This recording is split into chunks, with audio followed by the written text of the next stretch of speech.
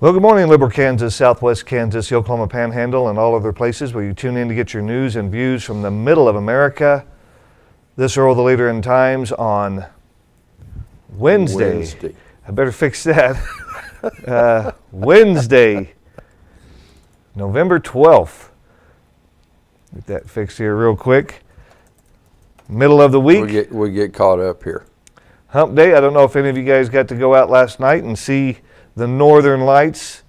I've received a picture from the bowling coach. The Unified Bowling Team won the regional championship, and they went out and took a picture outside with the Northern Lights. It was a really cool picture. How about that? And I know you didn't get to see the lights last night. I did. I seen them on TV.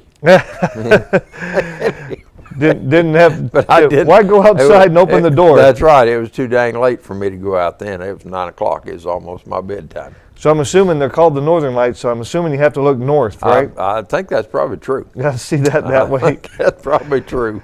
So and you might have to go out of town to see them. I was going to say, in Liberal, I'm in the middle of town. I'd probably have to drive up north to see that. You'd have to jump pretty high. Yeah.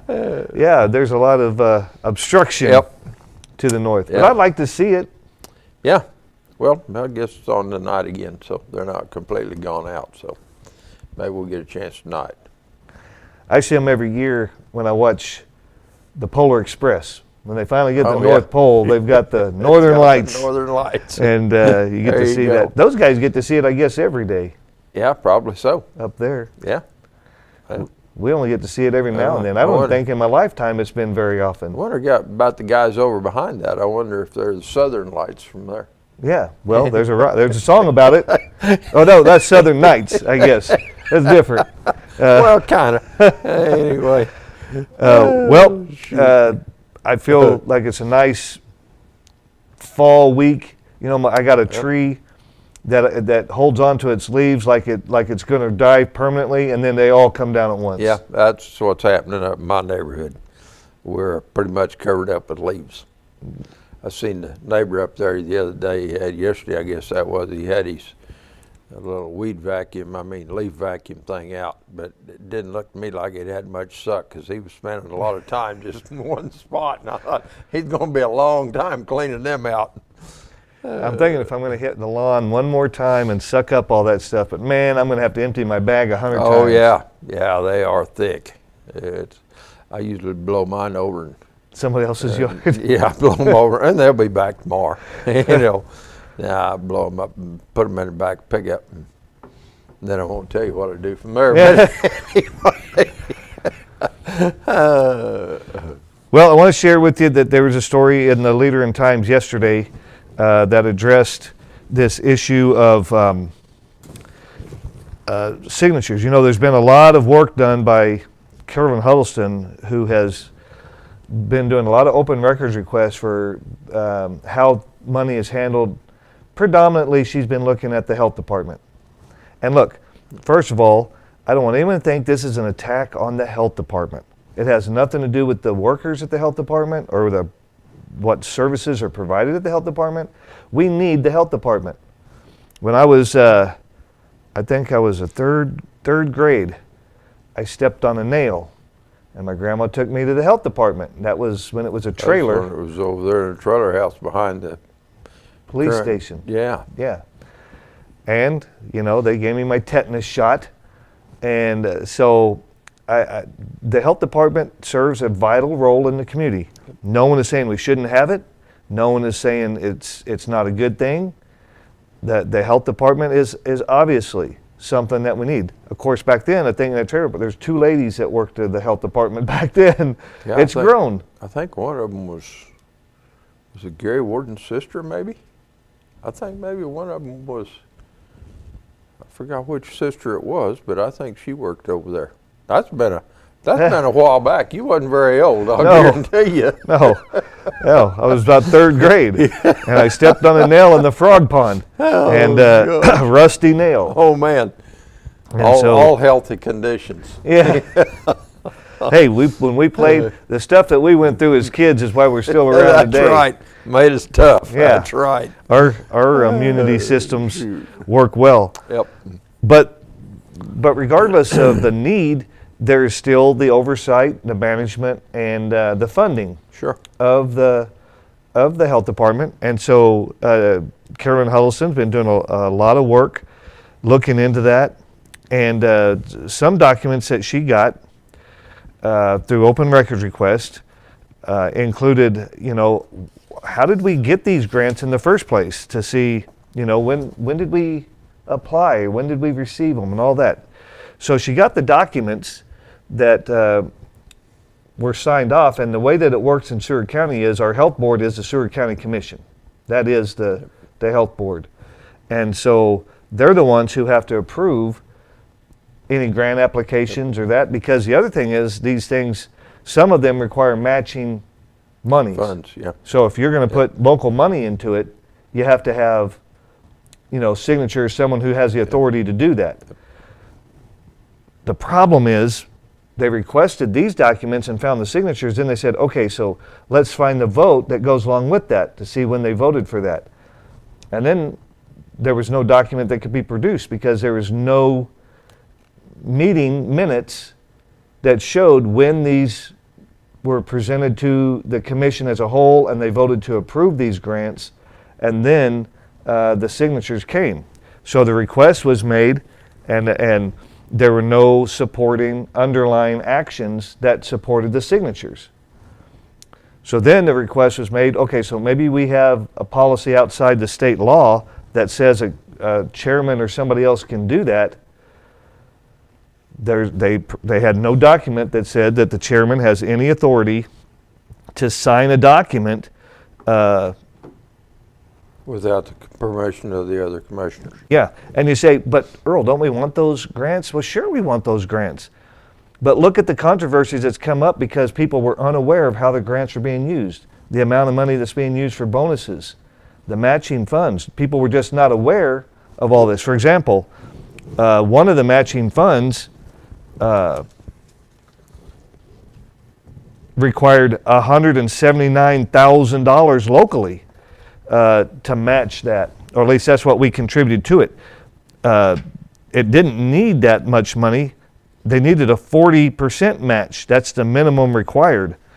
But we matched it with well above that with $179,000, $128,000 in salaries, $40,000 in benefits, $8,000 in health services, $1,775 in training, $1,000 in supplies, for a total of $179,000 to match the maternal and child health grant for the upcoming fiscal year 2026. Already been signed for because the fiscal year for the state started in July.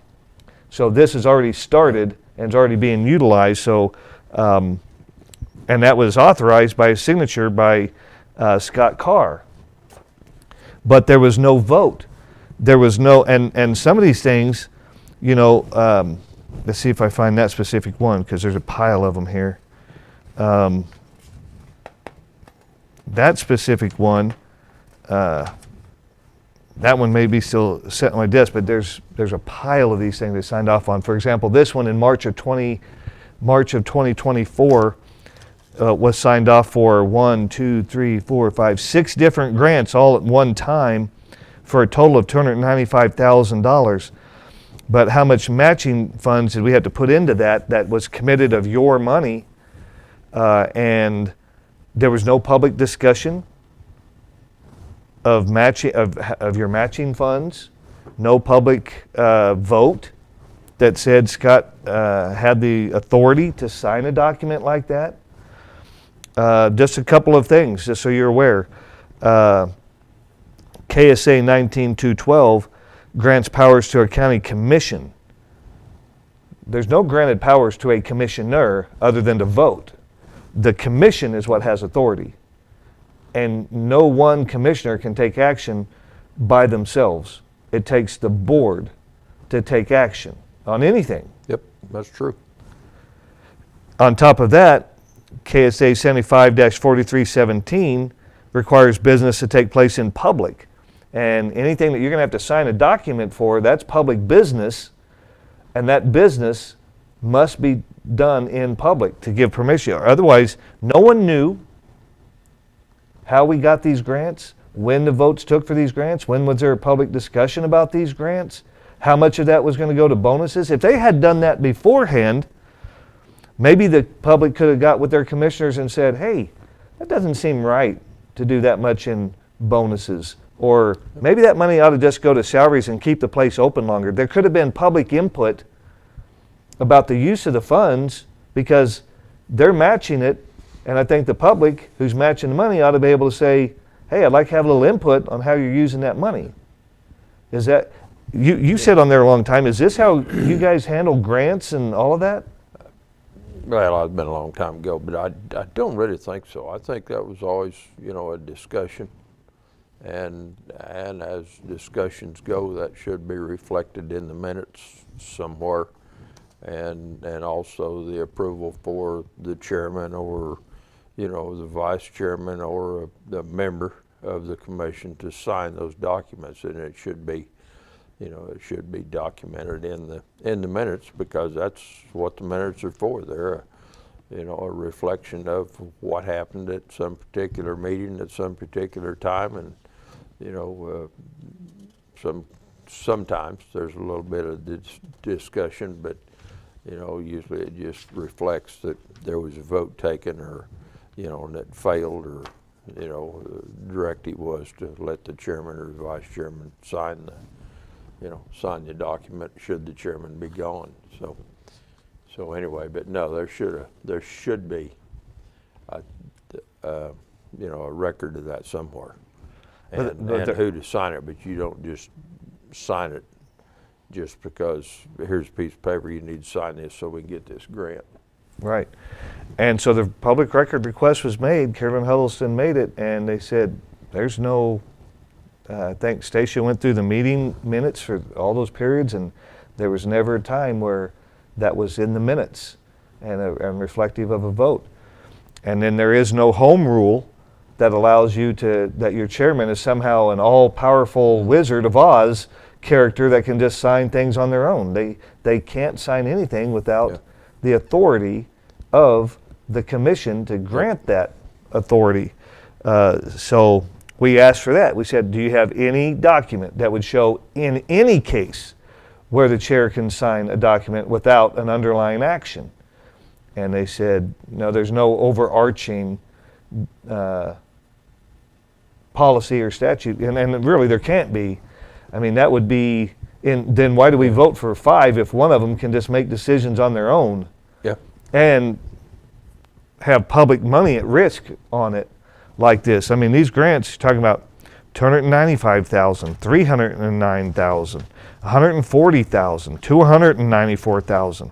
And this one appears that it was Tammy Sutherland Abbott. This was 10 of March of 2023 when this one was signed by Tammy Sutherland Abbott.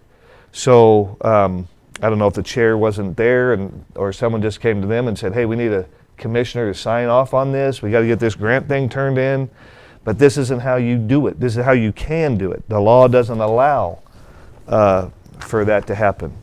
KSA, all of those numbers you mentioned are matching funds? No, everything I mentioned, that is a grant. Total, and then that's the amount of the grant. But some of these require 40% minimums to get them. Okay. Like this MCH grant was $154,000, but we would have had to put at least 40% of that or match it with 40%. So, you add up, like I say, this one grant from this year, we matched with $179,000. That's local dollars, and the way that they did it, and give them credit for this, they matched the salaries and benefits, but they intentionally left the, I think I saw it on here, they intentionally left bonuses out. Their bonuses were zero match. So you didn't pay for the bonuses, you let the state pay for that. But Huddleston also did a side-by-side comparison that said, if instead of putting that in bonuses, if you'd have put that towards the match, you could have saved the county $40,000 in matching, because instead of, you wanted that to be zero so that you didn't have any local dollars in the bonuses, but you put your local match in all these other categories, it still you still had to match to get this grant 40%, and we matched it just- well over I that. just find it strange that the state will allow money for bonuses. I mean, that they should be for, purposes of service and that kind of thing. I don't know where that idea came up from, but I would prefer that we quit spending our money on bonuses if that's what we're doing, and use it for services, whatever that might be, and whatever agency you're talking about. It's not strictly limited to the to the health department or anything else, but I think that state money should be strictly for the betterment of services or the extension of services or something. But the bonus thing is, that's kind of questionable to me. And I think that because of these requests and because people have found this out, there was a proposal the other night by Bree Greason, the director, to the commission to adopt a policy, and the number 3 on that policy is county commission pre-approval to apply, which is required anyway, but she put it in there so that maybe moving forward they'd stop breaking the law. KSA 19233 says it's a misdemeanor for a county commissioner to willfully fail to perform a duty required by law. Well, you can't sign something without a vote. That's just the rule. You don't have the authority to do that. A commission has authority. A commissioner does not. The signature of anyone is only representative of the body when the body's made a decision. Yep. Or when the body policy puts forward something. Then you sign it to say this is what the board has decided. The board of county commissioners. The signature just represents the board. Yeah. Well, and it's not limited to just the county commission. It's Right. It's any other board function Right. is to, the same thing. Whether it's a school board or the college board or, your local 4-H group or, whatever it might be. If there's a board, there is a purpose, and their purpose is to approve or reject, items that come up for discussion. So, it's not just strictly, about the county commission. It's about any board that you're on. So, if you might keep that in mind at your next board meeting, whoever and wherever you are. Yeah, and that this stuff has to take place in the light, not in the back room, not just go get a signature from the chairman to make this the policy or accept this grant or to apply for this grant or whatever. No, that all has to be done. So what Bree has recommended, I support what she's recommending moving forward, but that doesn't discount the actions that have already been taken. I mean, you can't put the toothpaste back in the tube. Right. The way that they've done it has been inappropriate. The public's a little concerned about the use of this. But on number 3 of Greason's proposal, it's present the grant opportunity at a county commission meeting. Then the county commissioners can at least ask questions. Is this going to be used for bonuses, or is this going to be used for hours? Have we looked at extending hours? Have we looked at, can we use this money to accomplish other goals the community's asking for? Because the commission is supposed to represent the people. Sure. When the staff is asking these things, then the commission is supposed to say, this is what the public is looking for, but that seems to be complete, am I missing it? That seems to be a disconnect right now. Well, I think in addition to that, not only can we do this or we can do that, what about all the strings that are attached? Because those things don't come without some kind of a requirement. Lots. And pages. Some of them's got a lot of requirements, but okay, so we accept this grant, then what are we subjecting ourselves to? And sometimes, well, I didn't know that was going to happen. Well, it was in there, so those are the things about accepting those grants. Everybody, that's the most popular thing you hear now, a grant here, a grant there, but to me it's more concerning about the strings that are attached, because ordinarily somebody just don't walk up and give you $100 bill without some kind of strings expecting you to do something. you know, and especially these kind of grants. They've all got, you know, a purpose. Yeah, we'll give you this money if you do this, and you know, or you know, if you spend the money this way or that away, you know, and so you got to be careful about those strings. Same reason why the state of Kansas has not accepted Medicaid expansion. Yeah. Because the federal government will pay for it Yeah. for a couple of years. Yeah, And and then after what? that, you have to keep the program and you have to Yeah. fund it. Yeah. And the state legislature has said, we don't want that. We don't want that attached. We don't want that obligation. And so, you know, there is one thing in her proposal here that is a bit problematic. I think it's an attempt to try to correct the mistakes, but it says if grant previously awarded, only need motion to authorize submission, signature by commission chair, and add requested amounts to HD budget for this step. If they've already been previously awarded, the toothpaste is out of the tube. You can't get it unless there was already an unauthorized signature. The signature was not authorized by the board to be made. Whether they would have done it is irrelevant. They didn't do it. For years, you know, we've got these things for years that this commission has not done it. And without any votes, any discussion, they committed the county to those stipulations and to those matching monies. That's uncorrectable. You can create a new policy for the next one, which I say it's not really policy. It's the law. You're just saying, let's follow the law the next time. You know, there is no individual ability of the chair to speak on behalf of the whole without the whole saying, Yeah or nay? yeah. Yeah. Yep. You know, and here's the kind of the funny part, because I had to do this as a church chairman. You have to sign off on that even if you voted no. If it's a majority, yeah. you know, favoring it, you sign it whether you like to or not. Yeah. You know, that's kind of, I've run on that a few times, not necessarily a lot, but every once in a while. You know, when you get outvoted, but you just have to go with the majority vote, like it or not. Yeah, yeah. I've had to sign documents when I was on the minority side, but that's what the body decided, and you're the chair of the body. Yep.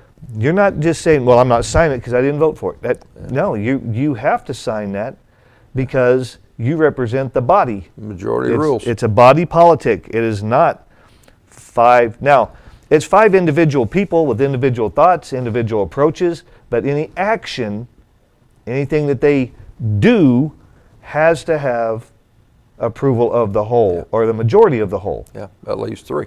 Yeah. And this has no reflection of any approval of any kind before the signature, which unauthorizes the signature. The signature was not authorized. Well, I think, you know, for me, the expenditure of matching funds, county funds, that brings up a question, nobody has the authority to do that without, consent of the at least three of the commissioners. And if that wasn't done, there's no record of that in the minutes, then, was that really legal to do that, to expend county funds, for those matching funds? Right. Because that's your tax money. And so someone might say, well, the KDHE didn't require a vote. No, the KDHE required a signature of the chair, and the chair cannot sign that without a vote. It's not the KDH rules that have to be followed. It's state law, and you locally, you wouldn't say, hey, I'm not going to commit the county to that kind of money without a vote. I don't have the authority to do that. You got to know what the role of a commissioner is. And saying, oh yeah, I'll sign off on this and then we can match the funds. No, you can't. You can't commit the committee, the commission, the county, all of us. If that's true, what if someone just signed off on, we're going to bring in this industry and we're going to co-sign with them? but we don't take a vote. I'll just sign that. I'll just sign that contract. You can't do that. You hadn't better. This is no different than that. No, not really. It's the same thing. Yeah. You cannot just sign a document. And the other thing, who put it in front of the commissioner?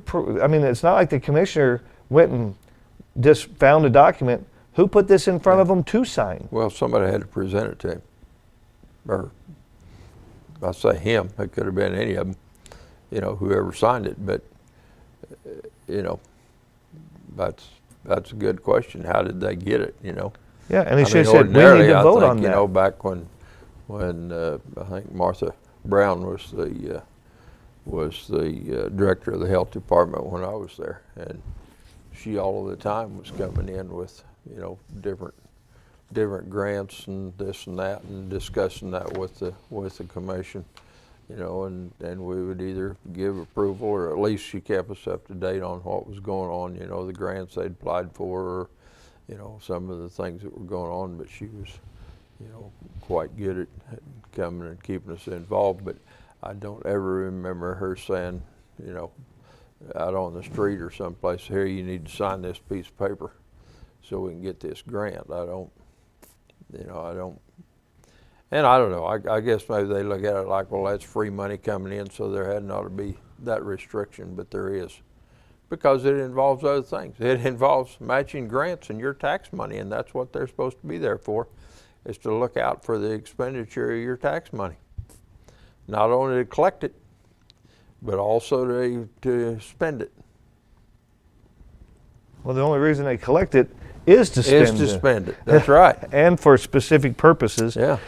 But so this is a problem, and the state law, for what can the local people do? Well, the state law says that a recallable offense is failure to perform duties prescribed by law. Well, the law says, you act as a body, not as an individual, and signing this exposes you, I think, to be in violation of that aspect of the law, that you don't have the legal authority to sign that without the vote.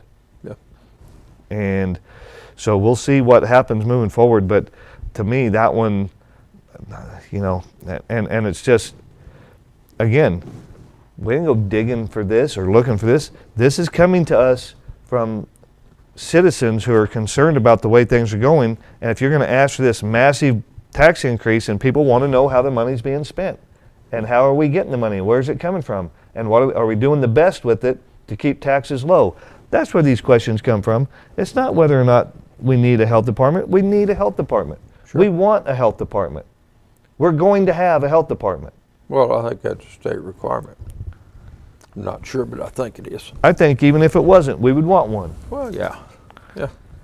So no one is saying we shouldn't have a health department. What we're saying is, how are we managing our finances in this county that's got to the point where we have to have a 14.8 mil increase? And so let's look, and look, the other thing that invited this was the commission itself.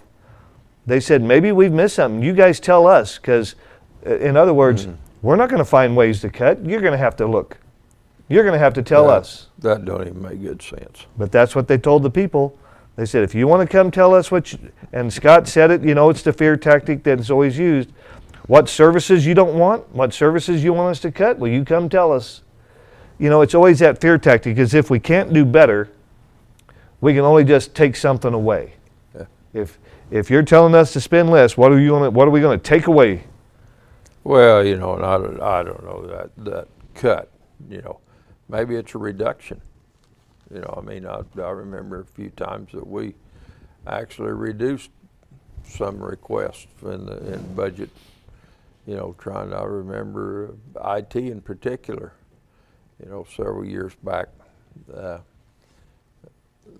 that got reduced considerably, because it was kind of built, their budget was kind of built more on wants and expectations than actual, and that particular budget, I remember there was several $100,000 taken off of that, you know. But you can do that on about any of those. Yeah, it might affect it, but when you're talking about, I think, the scare tactic of, well, which one you want to cut, does that mean just reduce it, or does that mean eliminate it? And you know, those are two entirely different things. And you know, but there's not one over there, I don't think, that couldn't withstand a 5% decrease in their budget. Somehow they'll figure it out. You know, I mean, they try to do the best they can do. Those department heads are, you know, pretty good at understanding their budget through the year, and you know, and to watch it. And maybe that's where a chief financial officer could help them, give them another tool to say, okay, let's see how we can do this, accomplish what you need to accomplish. Let's see what tools we can look up, what we can do to make that happen. Yeah. And I think we got smart department heads. Yeah. I rely on a lot of them, and I trust a lot of them that they're doing a good job. I don't fault them at all. Well, but a CFO trying to do their duty. A CFO would be a good asset for them. Sure. Any of them. Yeah. Who wouldn't appreciate that? I think that's right. It's I mean, that would make some really good sense as far as I can tell, because there's different ways of doing things, and you know, somebody there to to help you through difficult times, or how you can better serve with less money, or you know, whatever the deal is. But I think a chief financial officer is, you know, really, really important, especially in a budget that size. And just on November 8th, health providers look to expand breastfeeding. You can look that story up, liberalfirst.com. This is not some anti-health department. We do stories on what some of the programs are doing and how they work, and how you can participate with those. We put that out there. This all has to do with keeping the business in front of the people, doing things out in the open. You know, again, I've said it before, I'll repeat it. Don't ever tell me about transparency when this is the stuff that's being found by the public. This is not transparent government. No, that's for sure. And we'd like to have that, but we don't have that, and we need to have that. And so we'll see what it takes to get that. And we'll keep working on it to keep it out there for you. So we'll work on that. But there was a big vote taken last night in the House to try to get the government back open, and we'll explain how that went right after this.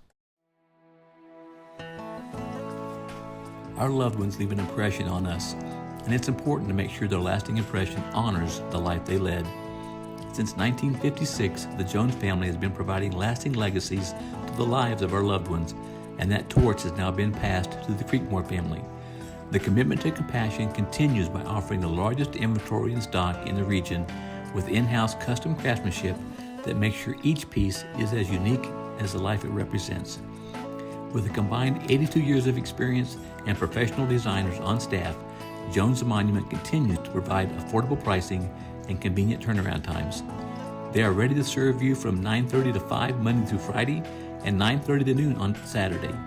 Yes, our loved ones may have passed, but the memorial left behind stands as a testament to our never-ending love. The staff at Jones Monument understands that, and that's why providing monuments is more than a sideline at Jones Monument. That's all they do. Visit Jones Monument when you're ready to make an impression beyond a lifetime. Fall off the bone ribs, dripping with our signature barbecue sauce. Tender pulled pork and brisket smoked to perfection. All served with family recipe home-style sides. It's all waiting for you at the Brick House Barbecue and Brew. Open 7 days a week, your barbecue appetite can be satisfied anytime for lunch or dinner.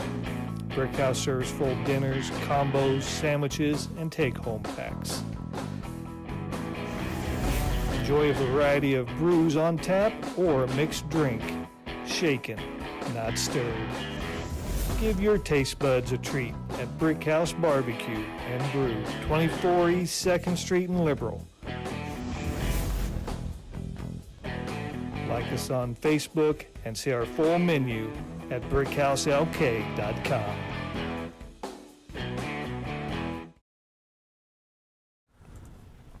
Well, welcome back. And we have a Southwest Medical Center moment for you. We have the newest member of the staff. Is that right? No, I've been actually here in Liberal for 7.5 years. 7.5 years. Yeah. So you see, this is why we have to have you guys on the show, Yeah. so people know. Yeah. And orthopedics. So introduce yourself and tell us a little bit about what you do. So my name is Dr. Firas Kauthurani. I'm an orthopedic surgeon. I'm specialized in sports medicine and trauma, but we do also joint replacement, knee, hip, and shoulder replacements. And we do all sorts of sports medicine procedures like shoulder arthroscopy, knee arthroscopy, ACL reconstructions for athletes, meniscal repairs. So we were talking before that we're like a one-stop shop, and the reason being, practicing in Liberal, which is kind of a small town, remote area from big cities, it's an asset. It's a good asset for the community to be knowledgeable and to do many surgeries, and we have to be always up to date with the literature and the practice all over the nation. So that's what we offer, a lot of breadth of surgery.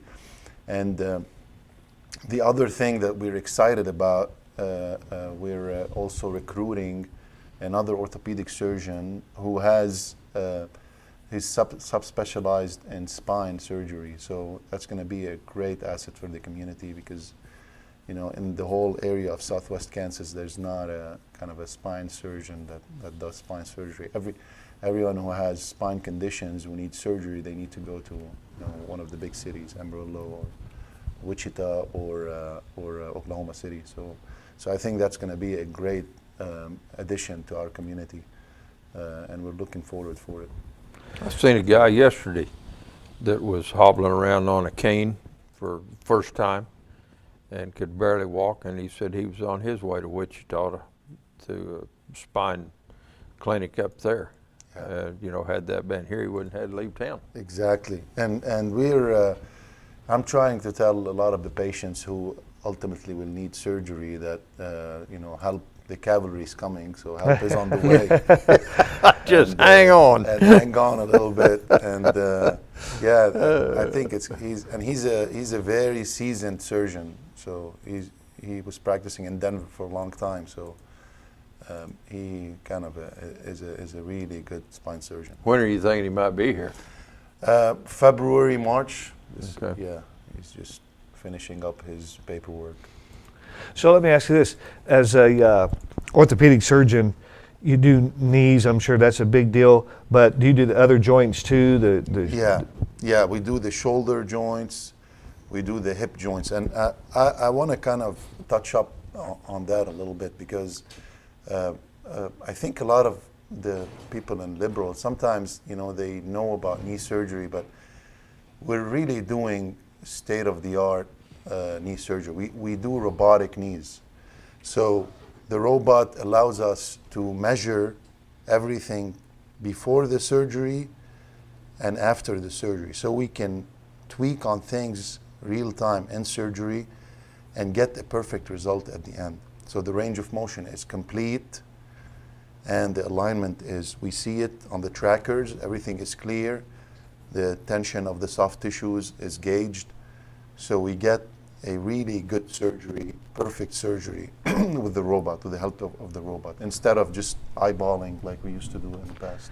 So when you're talking about the robot, is that a smaller device goes in, you see it through a screen, or how does that work? Yeah, so we put the patient on the table, they get anesthesia, and then we introduce in the bone trackers, one above the knee and one below the knee. And these trackers will allows the robot actually to localize the knee in space. and then it will reproduce an image of the knee on the screen. And then we can measure, everything is very accurate. So the alignment is very accurate and the range of motion is very accurate because of those trackers. The camera that the robot has is very, very, very advanced. So once we introduce the trackers, we can start planning the surgery and getting the measurements. And after that, there's a robotic arm that kind of gets close to the field. And when we do the cuts and the knee replacement, they're very precise with the aid of the robotic arm. And after that, we put the trial components and we start gauging what we did and we measure everything. And once we're satisfied with the alignment, the range of motion, and the tension of the soft tissues, we can introduce the permanent components. And when So that's a very, I think, there's a lot of pushback from some, I would say, surgeons and some of the community about the robot, because actually a lot of the surgeons in Wichita, they own a surgery center. And it's very expensive to get the robot, that's one. Two, sometimes it takes them less time not to learn about the robot and they can do more cases the old-fashioned way. But I think really the future is with robotic surgery. Yeah, I think there's a big difference between that and a self-driving car. I think people think about these advancements like the robot's going to diagnose and do the work. That's not how it works, right? No. The robot just does what the doctor is having the robot is a tool. Yes. This is how we somebody said something that you're on LinkedIn the other day, like your knee is the destination, your total knee is the destination, and robot is the GPS that gets you there. So the robot is just a tool that will give us more edge of performing a better surgery. And we have those tools right here. We have them right here. And we negotiated the big companies to get them here because we feel like the future is for robotic surgery. And why have folks go to other cities to do the surgery while they can do it here, or we can do it here? Sure. And, one thing I think about locally, hands, wrists. I know that we have a lot of people who work in the beef industry, and those are their hand motioned, and so carpal tunnel, things like that. Is that something you deal with too? Yeah. In addition to, Dr. Rain is also specialized in hand surgery, but we do, in orthopedics, we do our fair share of carpal tunnels, wrist fracture surgery, all those kind of nerve decompressions, because sometimes with time and with occupation, some of the nerves get compressed and people start sensing some numbness and all of that. So we can diagnose and treat these conditions. The other thing that I wanted to also have our audience know about is that we do also hip surgery that is really advanced and liberal. The nation now is turning towards something called anterior hip replacement. Traditionally, the hip replacement was done through approaches that go through muscles and go in the back of the hip a little bit or on the side. Now we go to on the front of the hip, in between muscles, we spare muscles, and we do a very advanced hip replacement that is very stable. So we don't tell patients after we do the surgery that you can't, cross your legs, or you can't sit on a 90-degree chair, or hip precautions. Traditionally, we used to kind of give them these instructions. Now, with the advanced anterior hip surgery, we don't need to do that. They can right away go back to their normal life with a little bit of therapy, and they're off to the races. So that also anterior hip surgery, I think in the whole area, there's not a lot of surgeons who are doing that surgery. another variation for it, and is the bikini incision, which instead of doing a straight incision that crosses the groin, we do an incision that goes along the bikini line, which is a little bit transverse, and I don't think Jim knew he had a bikini line, but you do. Everybody's got a bikini line. It's been a long time. it's a very cosmetic surgery, and the healing is better than the traditional longitudinal, long lengthwise incision. One of the things I have a friend of mine older at church, and his hip was bothering him. I said, you got to go see, it's not going to just on its own get better. Yeah. I mean, you got to go see somebody when these, why live with the pain and that if you can go get it taken care of? Correct. And there is, when we talk about seeing someone, it's not just surgery. There are other modalities that can improve the quality of life of patients, like simple steroid injection under X-ray fluoroscopy in the joint. Sometimes it can give relief for a couple of months. So there are other options than surgical intervention also that can help patients and then can kind of guide them under a provider's care to have a better quality of life. Yeah, and if you're feeling that in your hand, you talk about numbness. I moved wrong a couple weeks ago and my finger went numb. Now the feeling's coming back except for a certain part. But I think, isn't that an official diagnosis? What happened? I moved wrong. You hear that a lot? People just move wrong and something goes crazy? Exactly. I mean, believe it or not, there are a lot of same stories that I hear. A lot of shoulder surgeries, shoulder injuries, they are caused by people moving their furniture. Oh. They think they can do what they used to do like 20 years ago, and they end up with a sprained or even a torn rotator cuff. So, yeah, a lot of the same stories we hear all the time. So, Jim, you hear that? I know you like to recover furniture. Yeah, when he said furniture, that caught my attention. Yeah, he restores furniture, and he'll find a good deal here or there. Yeah. Don't be loading that in the truck by yourself. Yeah.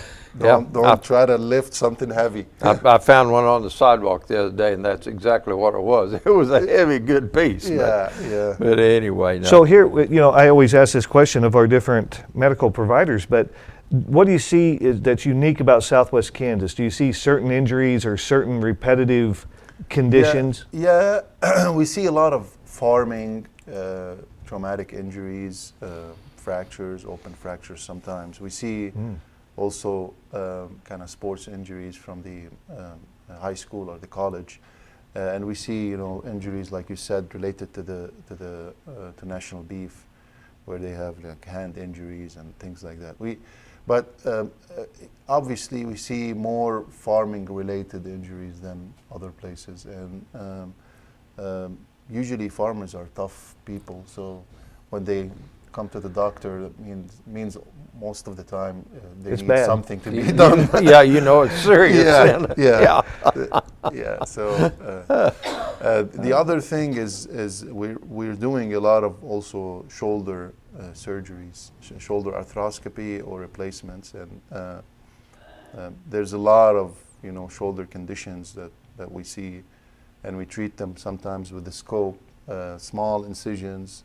We repair the rotator cuff, do what needs to be done in the shoulder. Patients, after 3-4 weeks in the sling, they're back to physical therapy, and their quality of life gets better. The shoulder is a painful joint, and patients feel it a lot at night and when they lay on their shoulder and hurt. So it's very rewarding to help them with this journey. Sure. And you talked about the robotics and things like that. What other trends or new procedures do you see? What's the cutting edge things that have affected what you guys do on a daily basis? Yeah, I have a tendency we respect the anatomy, and we try to do as much as we can a muscle sparing approach. So if we can replace a joint without cutting much muscle or tendon, then that's a win for patients. So we do that in the hip, and we're turning that to the shoulder. We try to do also muscle sparing approaches in the shoulder.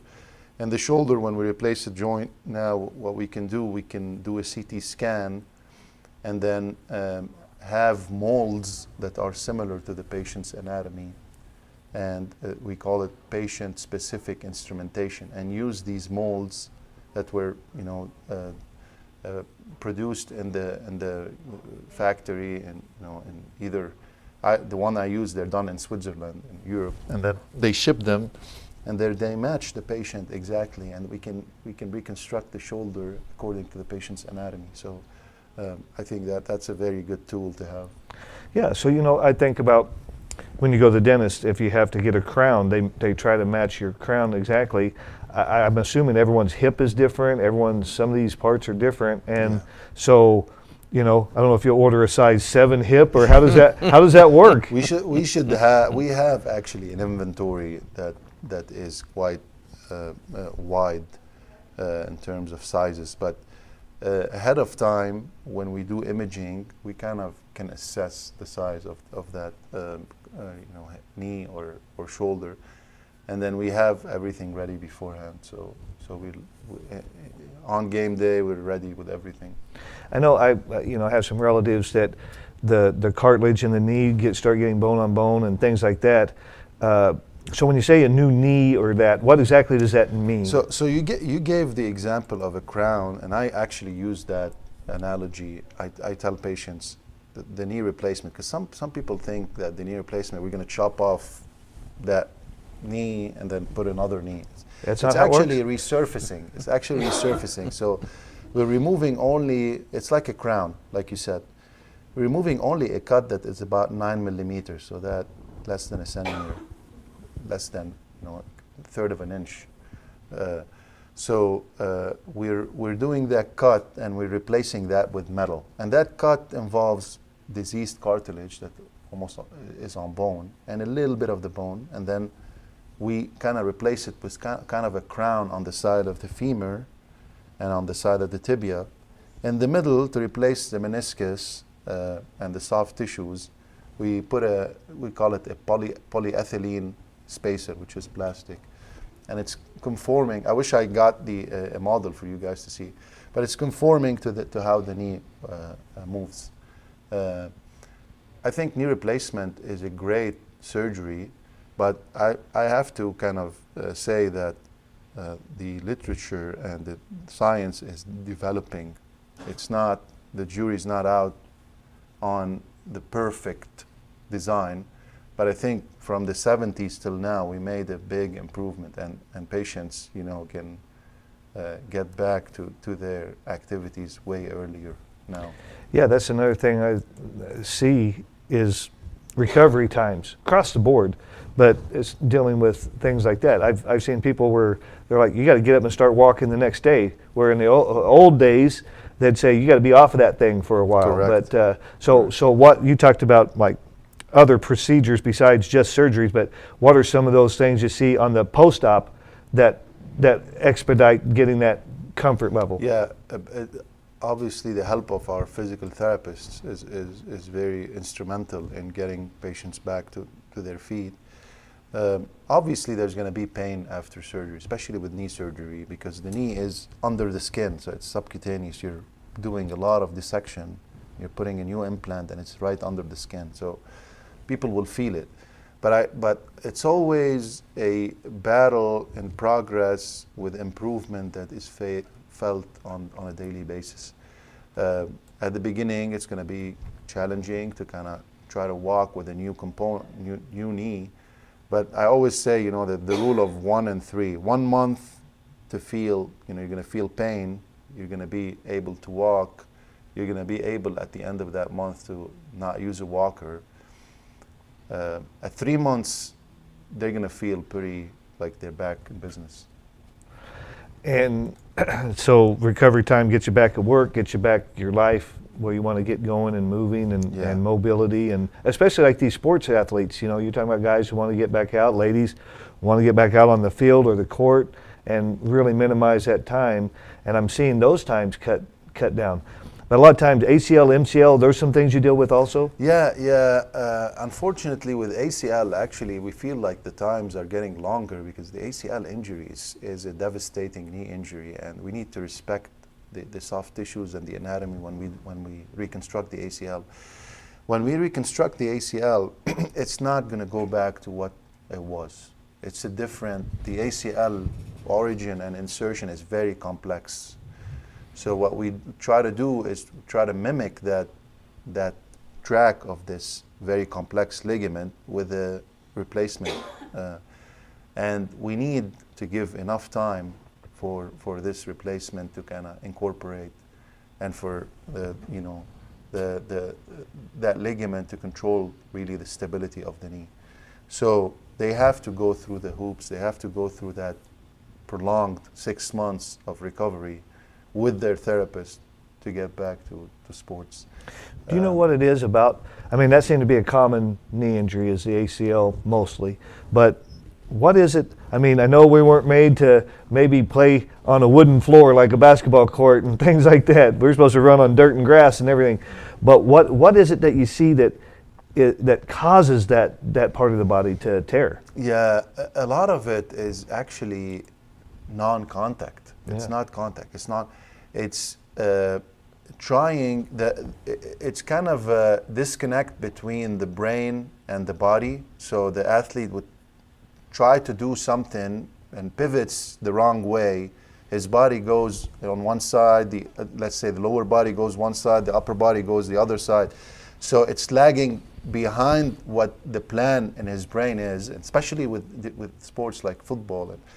And this is where injury happens. Now, a lot of these injuries, they have also a genetic background, and we see ACL injuries more in female athletes because they have more loose ligaments, and some of the anatomic differences also predisposes an ACL injury to happen. So we see also ACL injuries happening in families, like the dad and the son. And so it's a complex, but I would say my advice is you have to get your body ready for the sports that you want to practice. You can't, play football if you're not training for a couple of months before that game.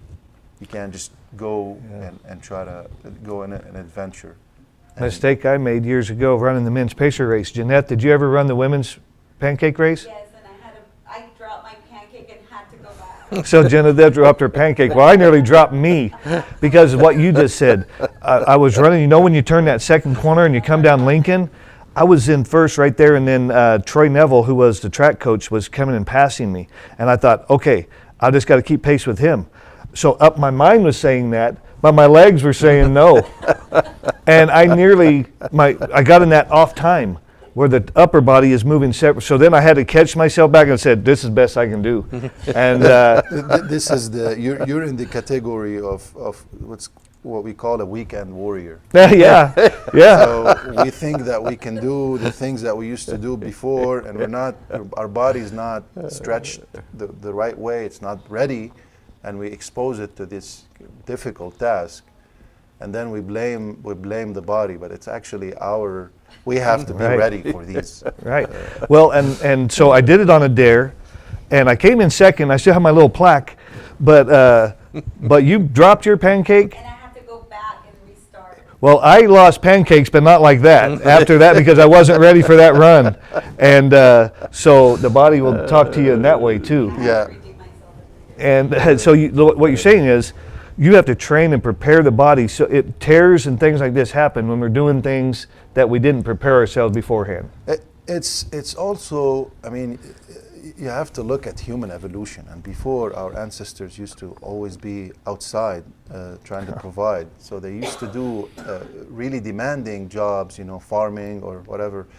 And then now we have to kind of know that with aging, we need to back that aging up with an activity, a kind of sport, a workout activity to keep our bodies ready.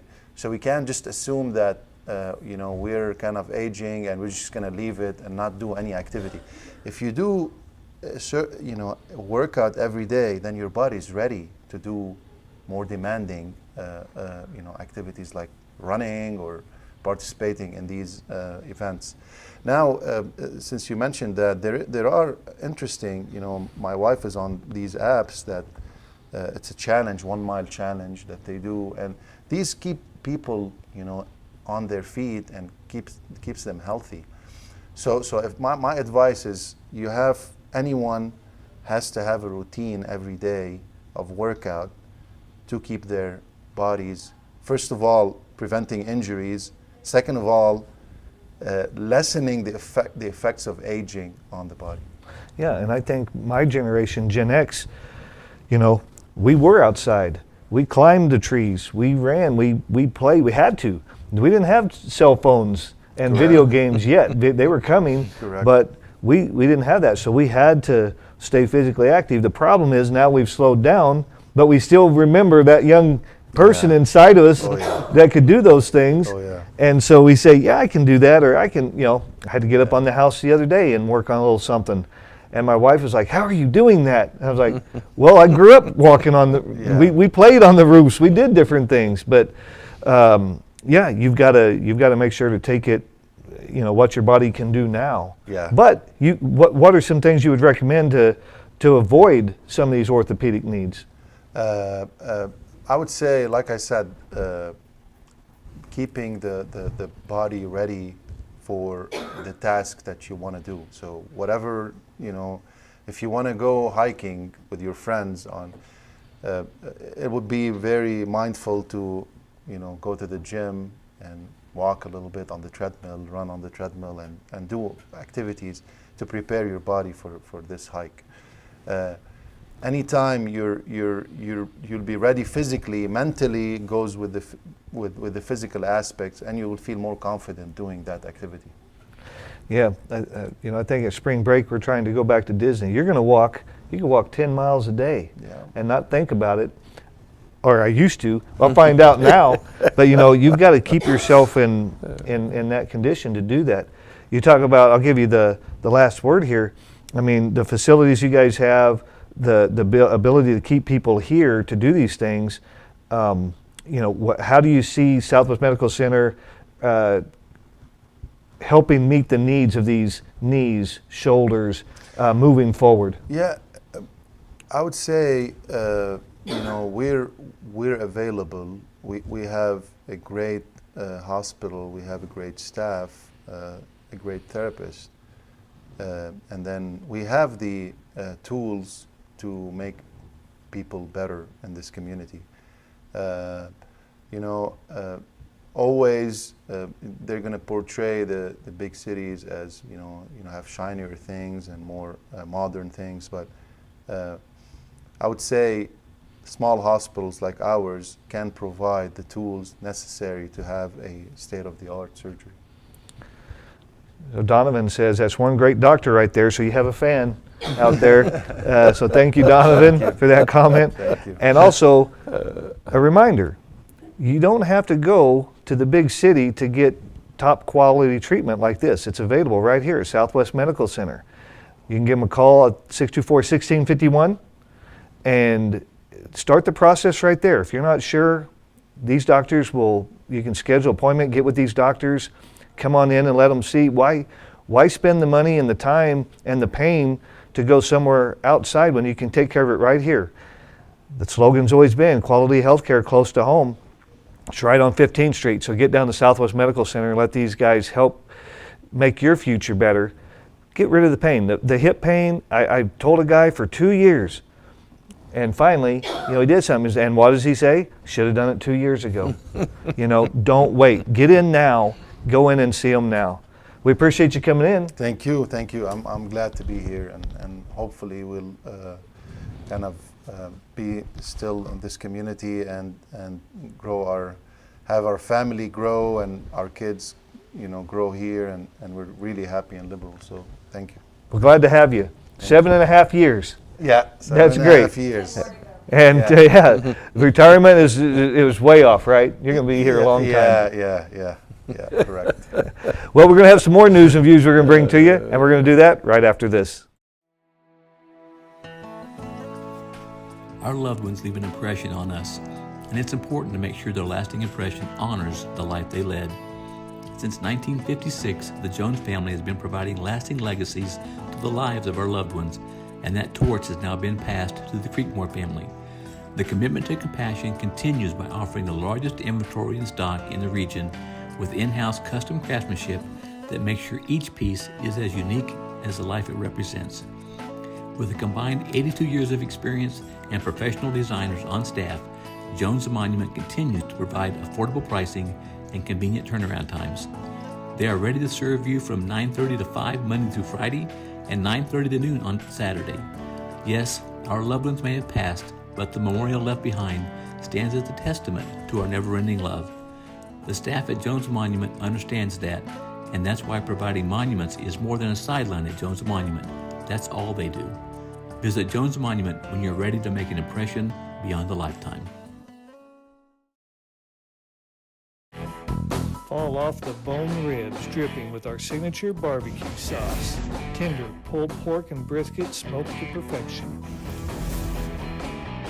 All served with family recipe home-style sides.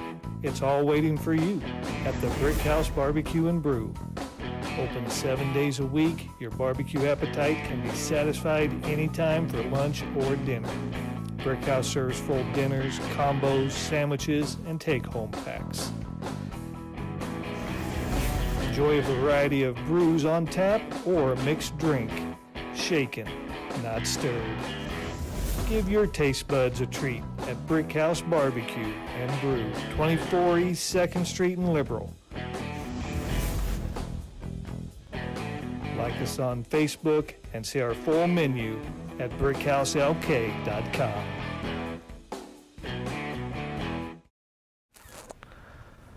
Isn't it always good to learn what we have going on at the hospital?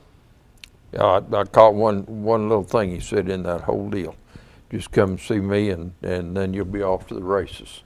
There you go. You know, I thought that was rather appropriate. I don't know whether he realized he said that, but you know, you think about that, and you know, I thought in particular interested in the robot thing, you know, and how that measures and all, and helps to get the exact knee that, you know, they replaced. And you know, so there's all kinds of things that goes on up here that we don't have any idea until folks like him come and tell us a little bit about that. But you know, another thing of interest I found was that you know, the spine doctor that's on the way. And like I say, I've seen a guy yesterday that had been walking great, and said the other day, why he just bent over, and when he went straight and back up, things went to pot, and he got this kink in his back, and he went up there, and they told him, well, he's going to have to send him to Wichita. But had he waited until February or March, he might have been able to get that done right here with a new spine doctor coming. So, you know, they're trying to grow that thing up there, and you know, with guys like them, where they can do about anything, they can make you a complete new man or woman, I guess. But anyway, it's good news. Glad he came down. That was interesting. It is good. It is good, and I'm glad we have people like that right here. Yeah, So and he's not going anywhere. Yeah, he You likes know? it here. Yeah, you know, and I know that Luis Camacho is another. Well, I don't know that Catherani is a homegrown, but Camacho is a homegrown guy, nurse practitioner, and you know, he's not going anywhere. Had home health care folks come by the house the other day, and lo and behold, on his way out the door, I said something about Camacho, and he said, that's my older brother. So, and he's planning on, you know, doing the same thing, and he's a local kid. So, you know, if we can get those kind of folks to come and stay, and you know, appreciate the community and enjoy life here, you know, and help us out in the medical field or whatever it is. It might not be, you know, just a hospital. It could be big industry or whatever. Why, you know, I think that helps a lot. So anyway, it's always interesting when Southwest Medical Center comes. They got things to report on that some folks maybe didn't know. Yeah, And so, then you're off to the races. And you're off to the races. You know, I was off to the pancake race and nearly went flat down or tear a ligament if I got out of time. I'm glad that Well, maybe you should have went to him and asked about consulting. What do I do next? hey, you might turn that one off over there. Leave Okay. that one off. We got a couple of national things we want to look at. One of them was that Turning Point USA had their meeting at UC Berkeley, and of course, Berkeley is very famous being very liberal and very anti-conservative and not allowing other voices on campus. Yep. And so this event there were some outside who tried to disrupt it and got violent, and there were some injuries and things like that. Joe Rogan commented on his show that maybe we're closer to civil war than he thought. He said Charlie Kirk gets shot and people are celebrating. Like, whoa, whoa, whoa. You want people to die that disagree with you? Like, where are we at right now on the scale of 1 to civil war? Where are we? Are we at 7? Because I thought we were at a 5. I thought we were like 4 or 5. But after Charlie Kirk thing, I'm like, oh, we might be like 7. This might be like step 7 on the way to a bona fide civil war. What do you think about, a guy gets shot just because he says some things that someone else doesn't agree with. They call him all kinds of names, and that gets people all fired up thinking it's okay to kill somebody. And now, how close do you think we are? Well, I don't know. Berkeley's always been kind of a strange place to me. But, to allow that kind of, protest and deny free speech, and that's basically what it is. It's a denial of, free speech. And Turning Point USA, if you're familiar with them, they're pretty much, I guess you'd call them a right wing if you want to, but a conservative group, young folks and old. I've seen folks older than me probably there, but just to go out there and get in fights and disturbance and all of that kind of thing, and trying to stop somebody from coming in and talking to people that want to hear them. That just seems to me like that there wasn't near enough arrests, and these folks need to be held accountable. And I guess it's lucky for us that we're still out here in rural America, and some of the speech that we hear we don't necessarily like, but at least they're able to present their side. And they'll go to about any extent, to stop you from speaking. Just, in the case of Charlie Kirk and perhaps some others, they shot him, killed him dead, and you won't hear his voice anymore. That's their way that's their solution. And so, as far as, a civil war, that's a very good question. Is that going to come about? Because there are definitely two sides. And, we don't communicate with each other. It's just, I believe this way and you believe that way, and you're wrong, and we'll take care of it however we can. So it's, it's sad, and I'm glad that we're out here in, rural America, where we still have a little bit of common sense and can agree to disagree if we need to. But at least we don't call in paid protesters and one thing and another to, deny you the right to come and speak. Well, we had, I think it was a couple weekends ago, there was a second No More Kings. I think it was much smaller than the first one that happened here. I think, they have a right to do it, and I wouldn't ever say, just because I disagree with what they're doing, to say they couldn't do it. That's what they want to do. They want to stand there and do that. I just look at that like you're really uninformed, or maybe disinformed. That's about all I can say about that. But if you believe that, fine. But maybe you ought to study up on, the Constitution and what it really means, and what that means to you. Well, I mean, I think the biggest thing that says we don't have a king is you're having a No More Kings protest. Yeah, You wouldn't be allowed to do that. that's right. If The you- if king he would was have took truly- care of that. Yeah, if he was truly a fascist or truly a dictator, there wouldn't be any marches in No. the street. There wouldn't be any No More Kings No. days.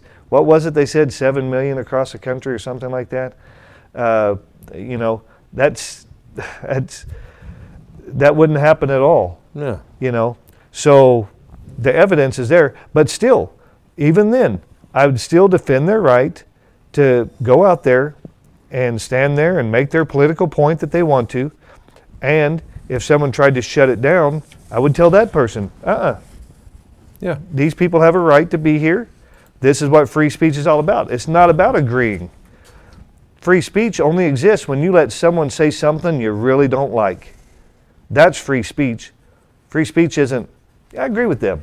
Free speech is, Yeah. I can't stand what they're saying. But And you I'm still gonna- say, but they have a right to go out there and Sure. say it. And I'm going to do this to stop you. Because they can't stand what you say. Yeah. But you have a right to say it. And that's what Charlie Kirk was all about. He was about, let's Yeah. go out, let's have a conversation. Let's talk about why we're different on these. Let me hear from you why you support this, and I'll let you know why I support that. We may not find it, but let's at least understand one another. Yeah. What's wrong with that? Well, you know, everybody's got different opinions, and you know, he could certainly, you know, back his opinions up.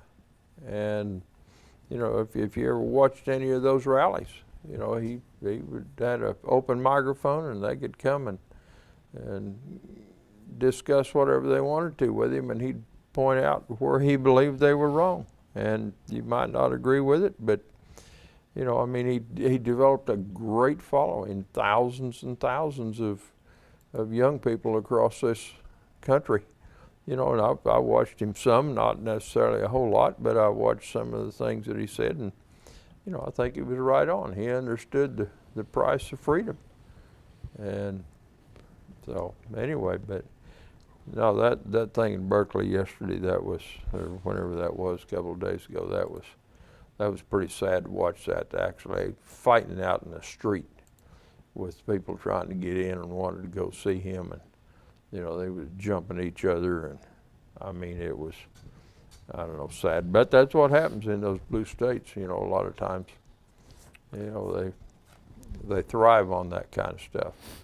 I was reading here in, I think this is in Illinois, and this federal judge in Illinois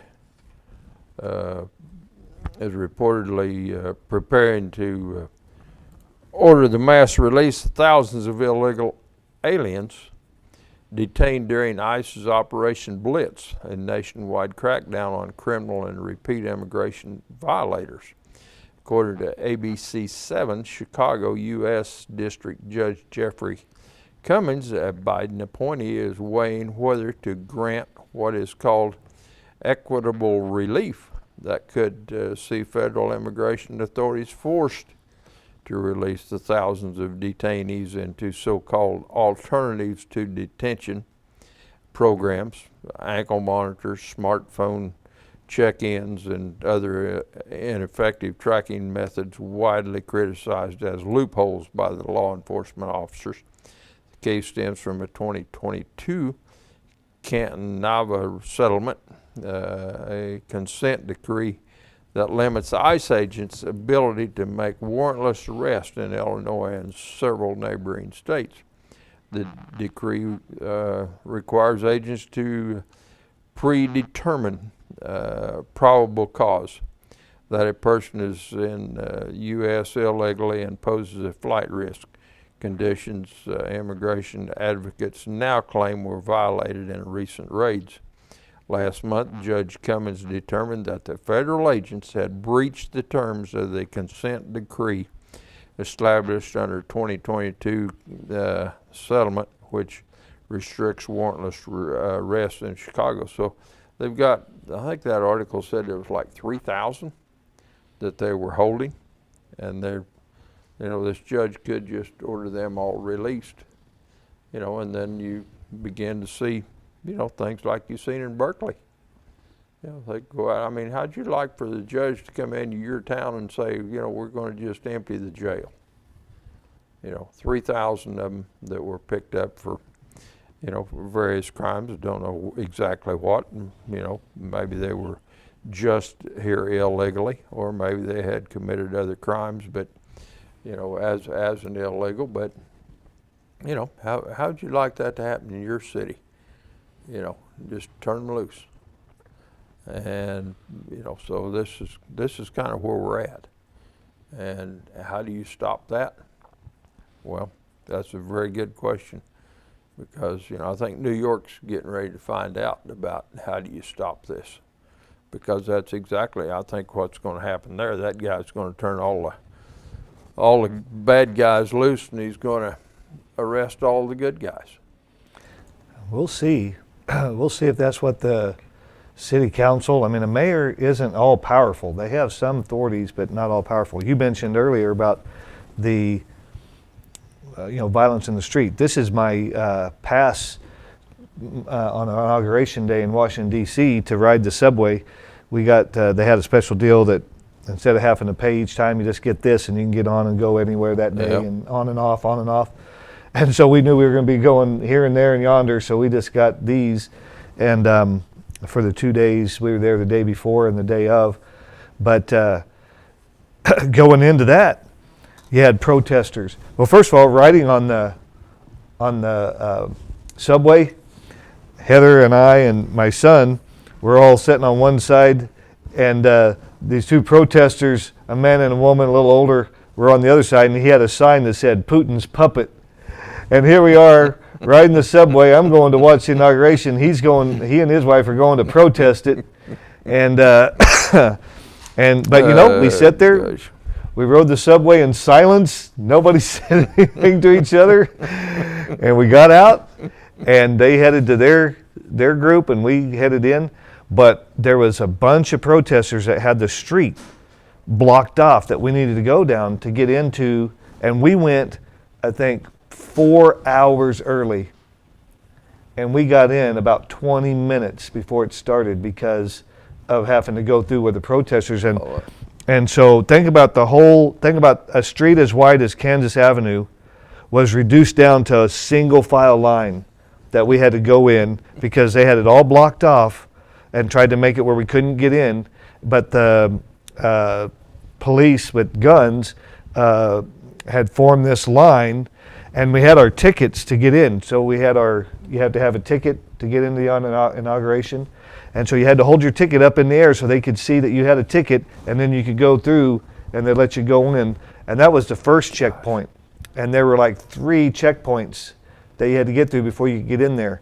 And I had a camera. And so I had to take my camera and I had to take a picture and show them. It takes pictures so that they know there wasn't something funny going inside on. the camera. It is an actual camera. And so we got, and I had to do that more than once. So there was a lot of security and metal detectors over and over and over to get in there. But these protesters tried to make it, and so a lot of people talk about the size of the crowd. Well, I can tell you, there are a lot of people that we talked to never made it in because the crowd had them pinched off and enough people couldn't fit through that single file line to get in there in time. And so they never even made it in. Even though they had tickets, even though they were trying to get in, they couldn't get in because protesters had it blocked off. Yeah. And that's what they tried to do in Berkeley the other day. Yeah. Is people who wanted to get in and listen and learn, maybe even the people going didn't always agree with what was being shared, but they're willing to hear it out.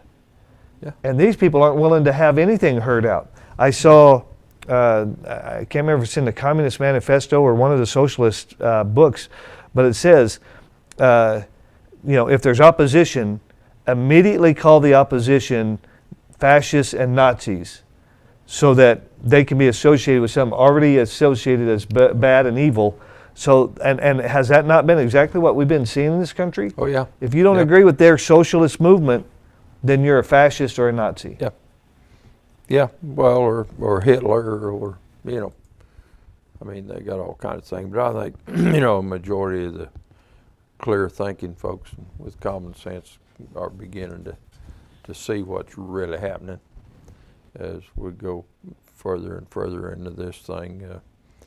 You know, it's just a mess, but it should be free speech and all that. But these hired folks, Antifa and all that, and I think Trump designated them as a terrorist organization. What the world were they doing in Berkeley then if they're a terrorist organization? I mean, those folks, I think, I don't know exactly how that works, but they should have been arrested if they've been designated as a terrorist organization. But probably the folks wanting to get in to see the speech was, the event were the ones that got arrested. I don't know. We'll see. We'll see here in a day or two. But anyway, it's kind of crazy out there. I see where Ted Cruz and John Cornyn filed a bill to make federal benefit fraud a deportable offense. Now, I guess I think that's important, all right. But, I think other federal benefit by just violating the law where federal money's been dumped into it. We kind of started out the show talking about, some things going on here that were questionable, but, if you make that an offense. But anyway, I just thought that was kind of interesting. I don't know how far that'll go, but if you're receiving federal benefits and you're not authorized to receive them, then they want to make that a deportable offense. So I think we're going to see more and more of that coming as we go along, but we'll see where that ends up. Another thing here was, I thought this was kind of interesting, was U.S. housing. This is an article on Off the Press this morning if you want to go check out a little more of it, but this is just a small portion of it. Said the U.S. housing market has entered a deep freeze with record low home sales and rising fears that America is becoming a nation of renters. Only 2.5% of U.S. homeowners changed hands between January and August of 25, according to Redfin. That is just 25 per 1,000 and is the lowest in at least 30 years. During the 21 pandemic boom, that figure was closer to 40 per 1,000. Existing home sales in 2024 fell to the lowest since 1995, even as prices continued climbing. The national median home price hit $407,500, up nearly 5% year on year. But anyway, the home sales is, the market is basically, in, like I said, in the deep freeze, and I know that's true. I've talked to a couple of local realtors that said, housing sales are, in the tank right here. Of course, we've got another reason that they possibly are in the tank, but I think we'll get that resolved pretty quick. So anyway, but that medium price home, that makes these houses around here pretty cheap, because they're looking at $407,500 as a medium price home. I said, wow. Yeah, I do want to respond. I have a fan online, Debbie Stafford, so I just want to answer a couple questions that she's posed. And I'm fine with answering these, but Debbie says, I have a legitimate question for you, Earl. Why is it that you have not thrown your hat in the ring to secure a seat on the Board of County Commissioners? Those who can do, those who can't sit back and complain. Rogue reporter. Well, let me just say, Debbie, that I've always believed as a member of the media that it was not really right to serve and cover. I think that would be a conflict. I think that who could trust the coverage if you were covering a board that you served on? I don't think that's appropriate. That's why when people have asked for me to do that, I've told them no, because I have to cover that board. I have to cover this city. I have to cover the college. We have to report on that. And I have to maintain objectivity to do that. And you go back and look at all the years and years and years of coverage of the county and try to say we've been anti-county. Show me any other previous coverage where they had a 14-point mil increase and we said, we're good with that. You guys are doing a great job. Keep it up. You won't find it. I mean, we are very consistent about the coverage. And you know what drives the coverage? The people. When you have people coming in your front door saying, Earl, what's going on with this? We need to know more. We need to know what's happening. How did we get to this? We cover it. When people are saying, Earl, I've been collecting up data and I think you should know what I'm finding, we cover it. So Debbie, the reason is how can I accurately cover that and be a part of that? You can't do it. So I practice the restraint of not running because I cover it. So that's why. Now I know in the past maybe some other members of other media have ran. I think that's inappropriate. I've chosen not to do that because I'm trying to be a better steward for the public right here at the paper. And that's why I haven't done that. So I hope that helps you. Debbie also takes a shot at saying competent journalists would surely accurately report as opposed to spewing the narrative according to his own agenda. Why manipulate the data? This is on the story where we compared PTO for city and county.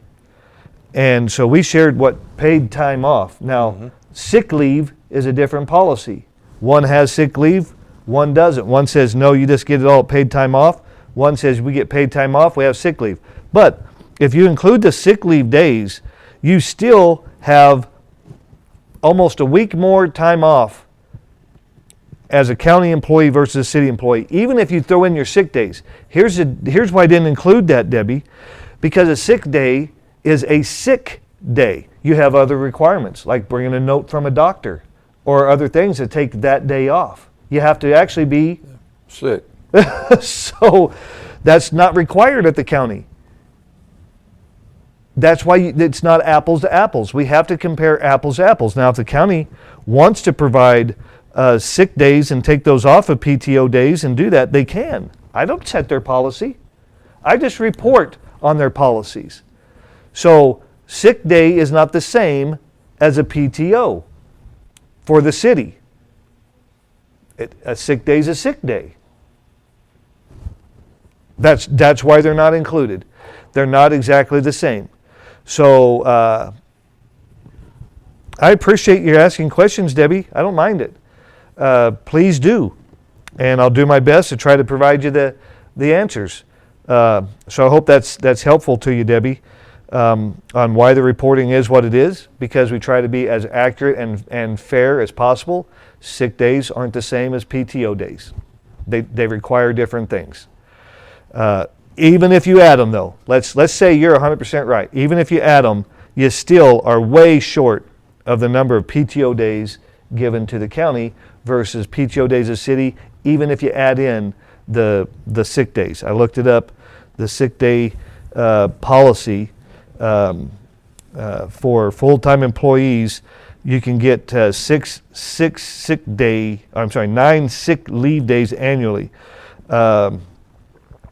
So if you want to add those in, you'll see that you're still 4 days short of a 2-year employee. You're still 6 days short of a 6-year employee. You're still 8 days short of a 12-year employee. And you're still 10 days short of a 15-year employee. You're still short, even if you include sick days, which is a totally different policy and a totally different thing you have to do to get those days off. So there's if you want accurate reporting, that's what you got. The policies that are the same for paid time off. You want the day off? Take the day off. You can do that. Now, if someone says, I'm sick, I'm not coming in, they say, okay, well, we require this. Or the other one can say, that's fine, take it as one of your paid days off, PTO. That's up to, that's their different policies. So we've reported it accurately. But thanks for your question. And that will give us a chance here to share why we do it the way that we do.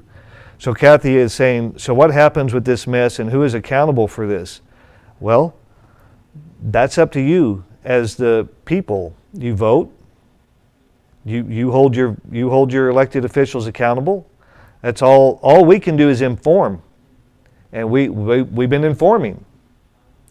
If something's signed and it wasn't supposed to be, or there was no authorization for that signature, no vote for that signature, we're going to tell you that. We're not supposed to tell people that?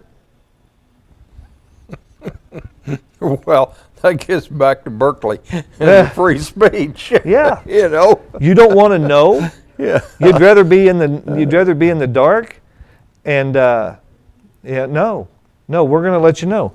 And we also let you know that Bree Greason presented a policy, what she would like to see as a policy change that would require the vote. And it's great that they put it on paper, but it's already required.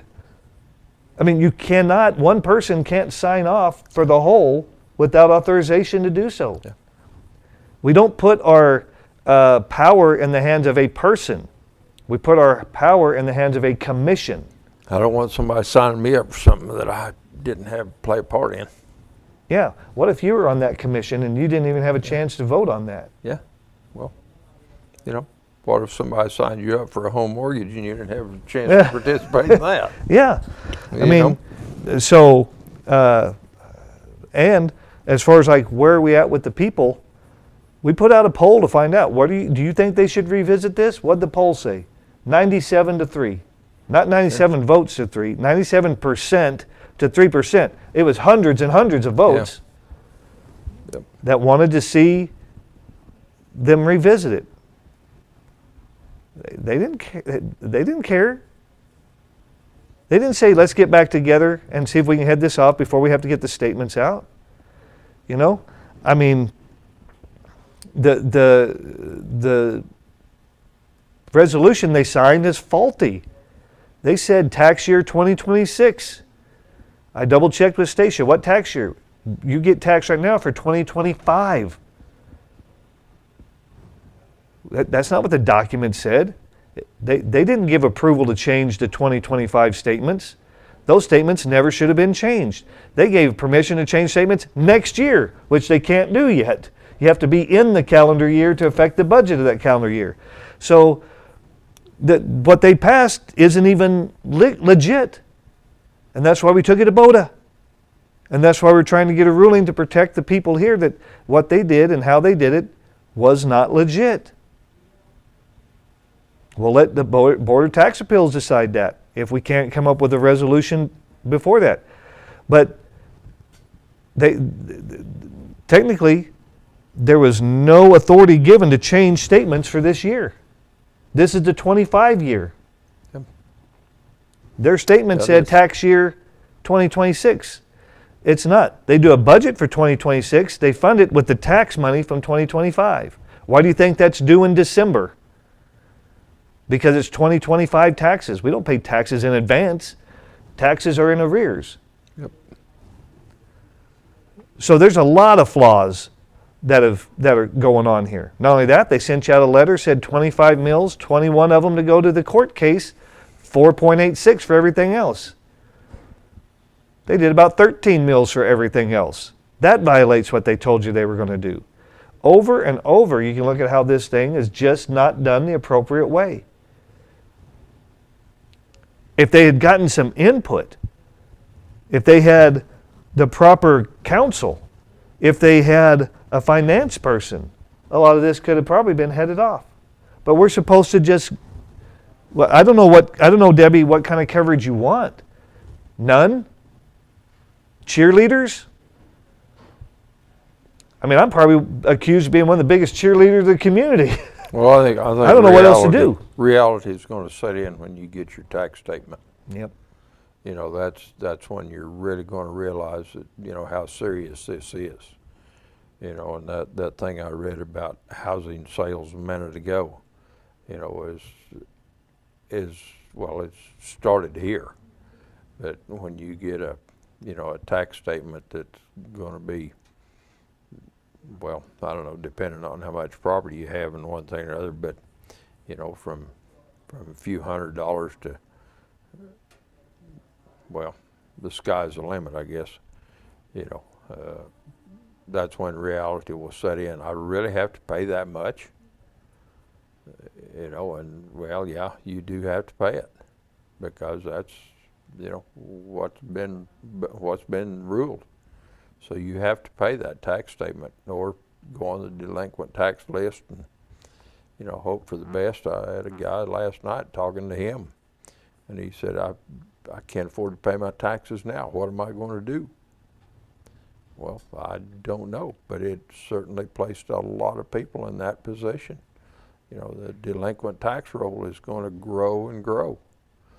You know, and I don't know whether it's going to be they're going to get enough money now to fund what they want to fund with a, you know, a ever increasing delinquent tax. That means folks can't pay their taxes and they go on the list. And so I don't know, I think that the consequences of this, you know, should have been considered, you know, back when they decided to do this increase. But, you know, there's so many things that were not done properly, in my opinion, that, you know, it could have been avoided. And I don't know who the advisor was on all of this, but, you know, it certainly was lacking according to what we've seen, you know, since then. And then, like Earl said, we're just here to kind of report what's going on, keep you up to date. And yeah, you might not like what you're hearing. I don't like what I'm hearing, you know, but it's just the way it is. And we found out a lot of other things since then too. So I don't know, but when you get that tax bill, I think probably the reality is, wow, this really is real. My taxes are going up substantially. Yeah. And so Debbie, or anybody, you know, if you want to be critical of the coverage, that's fine. You know, criticize it, challenge it, push it. We're for that. We can take that. We look at it. We see how we do it. We review things all the time. Make sure that we're doing things the best we possibly can. And if there's something we can do better, we do. Well, all this has been derived from that information that these folks are, you know, through records and requests and, you know, all of that kind of stuff. He's got the documentation on it. I mean, this isn't just, you know, pie in the sky made up stuff. This is actually what the numbers and the, you know, the documents say. Yeah, it's all their documents too. I mean, this comes straight off of Yeah, county. I haven't seen any, you know, well, here's what I think it is. This is pretty much it. Yeah, I mean, these documents with signatures, these are documents with signatures. I mean, that is what it is. And, you know, so, nope, we'll keep sharing with you and we'll keep answering your question. If you think that something doesn't look right, jump on it. Better times is ahead. I remember Just get involved. I remember when Ronald Reagan gave his farewell speech, and he told the kids, he said, we need a new birth of patriotism in America. He said, so tonight at the supper table, you ask your parents about the Doolittle raid. And if they can't answer that, you call them on it. Call us on it. If you see something you think we could do better or could report differently, you call us on it. That's why we're doing this. The public has called us and said, hey, why aren't you saying something about this? Why aren't you doing something about this?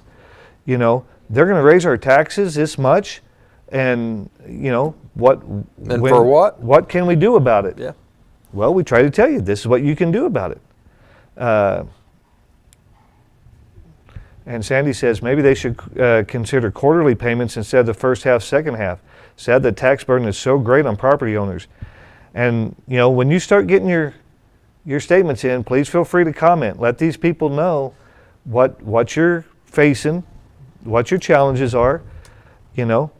Well, That's what we've had to do. We've had people coming in the door talking about how they're not going to be able to afford this, moving in with family, they can't afford their medication. I mean, who's listening to them? Well, I What don't do you know. do when you get your statements? I'm probably going to throw up because I haven't made an attempt to find out what it's going to be, but I'm expecting the worst. Hopefully it's not that bad, but I've got an idea of the number. But anyway, no, and you can pay. I guess if you wanted to, you could break your taxes down into, payments that suit your best. You will have to pay a late penalty, of some sort, interest, I think, and maybe a late penalty or whatever it is. But or if you don't pay them at all, then it goes on the delinquent tax list after a period of time, and then but still you have the opportunity to redeem that at any time before it goes to a tax sale, which is sometime maybe 3 years off, something like that. But I think there's going to be a lot of them. I've talked to one or two that are thinking that that's what's going to happen. That they're probably going to end up in a tax sale because they just cannot do it. But if you can't pay the half, then pay what you can, and then as soon as you get prepared, then you can pay a little bit more, and there will be a penalty, but at least you're trying to keep it current, and that's about all you can do. And in the meantime, we're going to have to find a solution to this. Yeah. And so we're trying our best. We'll keep you in the loop. Also, the chart that we showed yesterday with how they built up a reserve or a surplus, if you want to call it that, and then in just a matter of 3 years, 3 budgets with these guys, they'll have it down to $80,000 from $7.6 million in the bank to $80,000. That's with maintaining the current level of spending. Right. If they don't do anything to cut spending, that's what's going to happen. And the first two are in the books. I mean, that's there's no getting that money back. The only one that you can try to fix is the very last one. The other ones, you've already spent the money. It's already gone. So all I can say is, there you go. There's the information. You decide. When people say, what happens next? Who is accountable? That's up to you. That's up to you. You're the one the one thing I still believe in is that people control this country. It may not happen fast. You may have to wait until the next election, but it's your call. It's your call. And so you decide what you want to do. You decide who you hold accountable and how you're going to do it.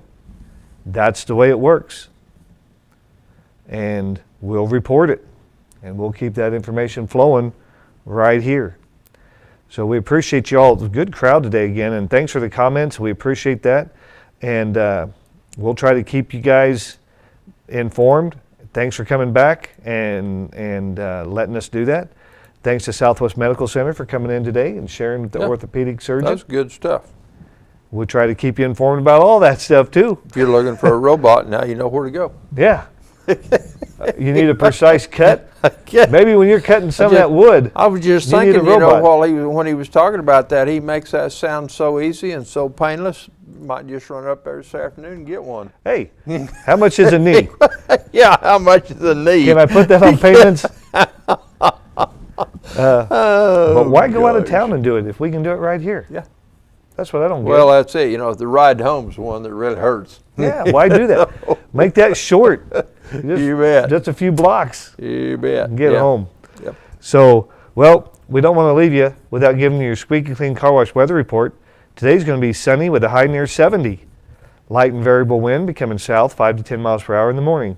Tonight, mostly clear with a low around 38. South-southwest wind 7 to 9 miles per hour. Looking ahead to the rest of your week, Thursday, you're talking about a high of 71. Friday, a high of 76. Saturday, 75. Sunday, 68. Monday, 63. and Tuesday 57. This could be a good weekend to get some stuff done. It is. Get them leaves raked up. Yeah. So you can rake some more tomorrow. Yeah. Anyway. And that's the news and views you can use on the High Plains, Wednesday, November 12th, 2025. We'll be back with you tomorrow morning at 7:30. Until then, this is Earl Later in Times with Jim Rice, saying when you live in Liberal, Or Pueblo West, Colorado. there's no place like home. Have a great day, everybody.